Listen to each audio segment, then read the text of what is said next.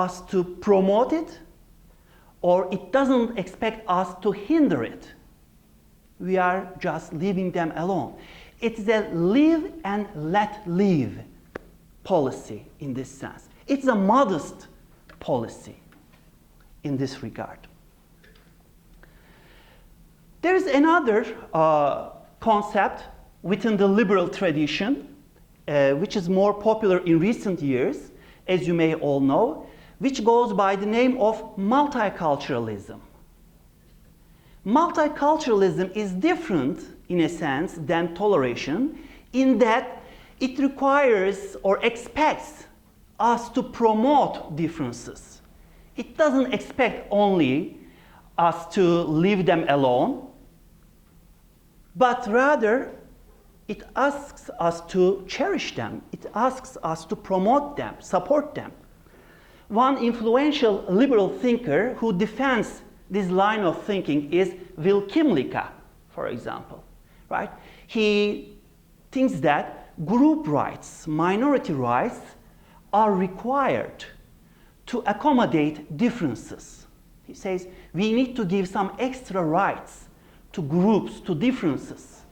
Otherwise, we do injustice to them, according to Wilkimlica. But the position that I am defending, that is the toleration position, does not require us to promote, does not require us to support. All this requires us to leave them alone. All right. Now, this is the theoretical framework that I am going to look at the Turkish problems. All right. In Turkey, there are different groups, as I said at the beginning of my presentation. The most prominent groups in Turkey in today's Turkey are Kurds, the Alawis, the Sunni Muslims, and the non-Muslim groups. Of course, there are other groups as well. However, I am limiting my discussion here to those 4 groups. And before talking about their particular problems in Turkey, I would like to give you a very short historical and institutional and ideological background so that we can make sense of the situation. As you may know, Turkey is the heir of the Ottoman Empire. The Ottoman Empire, like any other empires, was a multinational political entity. It comprised many different nations. And we can also say that it was relatively a tolerant society. Within the Ottoman Empire, thanks to the millet system, minorities were able to continue their civil and religious affairs in an autonomous way. This is called millet system. And it was based on the religious affiliation. So different religious groups, for example, Christians or Jews, and within Christians, Armenian Orthodox Church, or Greek Orthodox, or Catholics.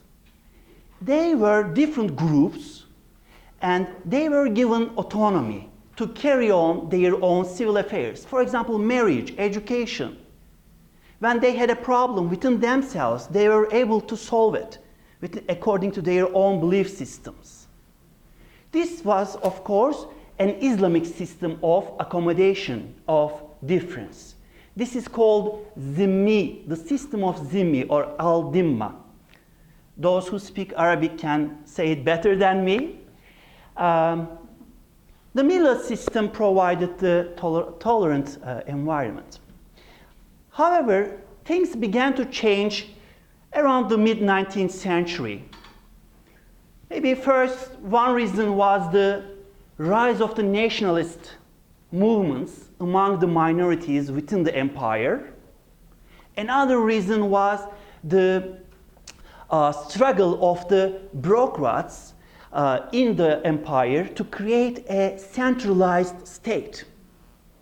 They wanted to consolidate their power at the center, and giving so much autonomy would hinder their, of course, struggles for having a unified and centralized state.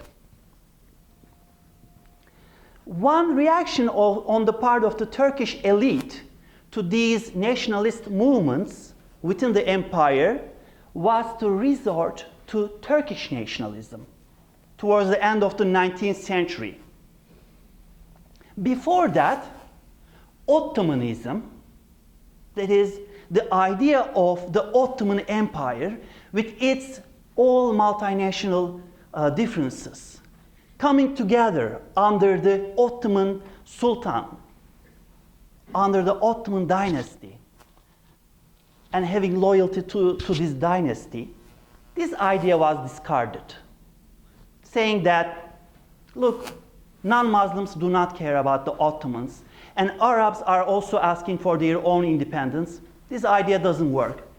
Islamism was another idea. Let's bring together at least the Muslims together. However, as I said, Arab nationalism, maybe to some extent, was also an obstacle in front of that idea, or they thought so, and they emphasized Turkism, Turkish nationalism. The political party which emphasized this idea was İttihat ve Terakki, the Committee of Union and Progress. These were people who were educated in the military academy mostly, and some of them were coming from civil bureaucracy, civilian bureaucracy, who were educated in the mostly in the positivist style, thinking that science, scientific, objective thinking is a way to reorganize the whole society. They came together around those ideas, Turkish nationalism, and they wanted to establish a Turkish nation state. In 1908, they forced the Sultan Abdülhamid to promulgate the constitution, which he had suspended back in 1877. In 1908, for the second time, constitutional monarchy was established in Turkey.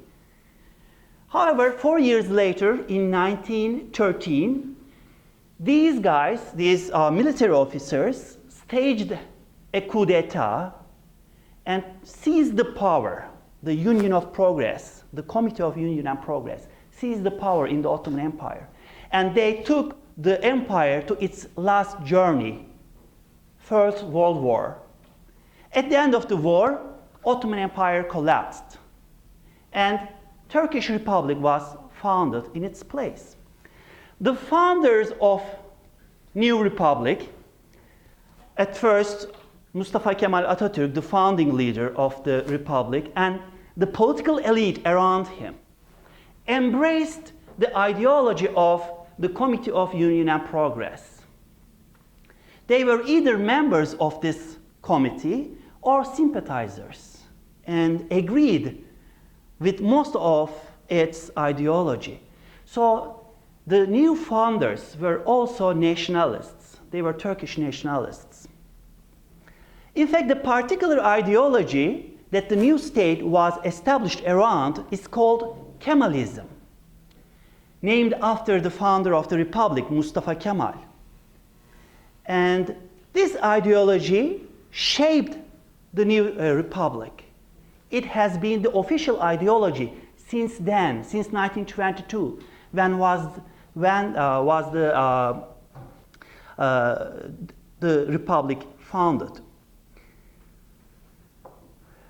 What were the basic elements or basic building blocks of this ideology? There can be named three pillars of this ideology. One is nationalism. The other one, the second one, is secularism. And the third one is etatism. There are some other principles, but I think that these are the three main pillars of this ideology. Let me briefly open up what these correspond to.